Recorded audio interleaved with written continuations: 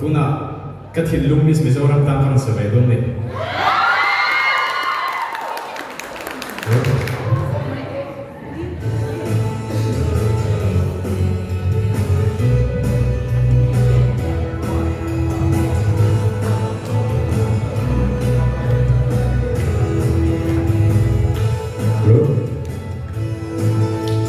Alo tuồng thiêng ngày trên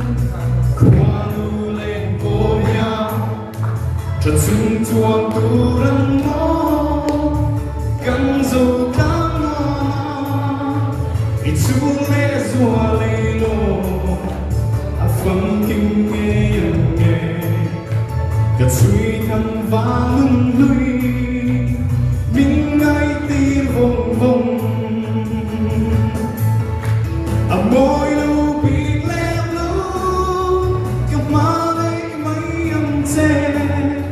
chợt rung chuông đây đi đi ô cái ngày na chê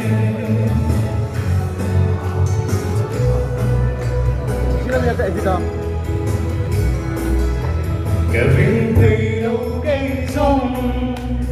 qua vàng xì rong rong vàng chung là rong rong nắng cùng dấu tu đi ăn ngon thầy lô nghề ăn biếng tô lô nghề xây xia rèn lên nhà lên tin lên về mây môi lưu bị lem lưu cầm má lấy mấy âm chê chợt rung chuông thấy đi đi ô cái ngày na chê后面来找到，跟你学的。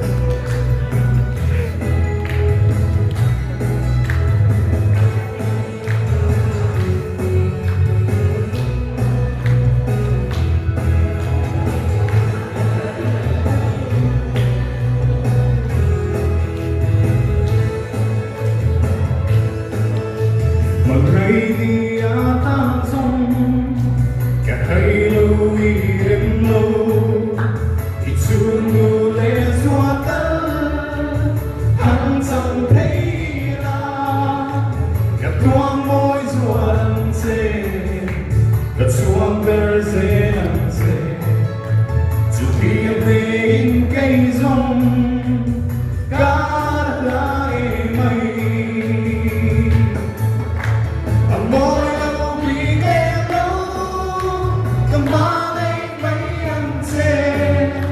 chợt rung chuông thấy đi đi